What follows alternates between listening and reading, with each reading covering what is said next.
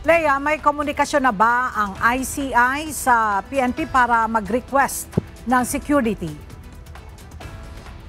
Magandang tanghali sa iyo, Ella. Ayon kay PNP Acting Chief Police Lieutenant General Jose Melencio Nagtatis Jr., wala pa nakakarating sa kanyang formal request kaugnay sa seguridad ng ICI.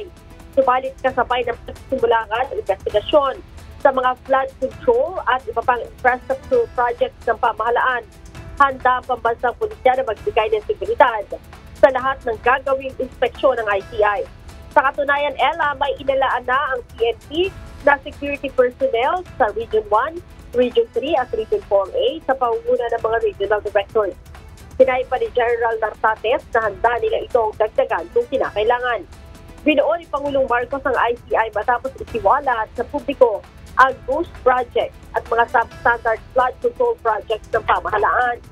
Binubuo ang ICI na retired Supreme Court Associate Justice Andres Reyes Jr. bilang chairman.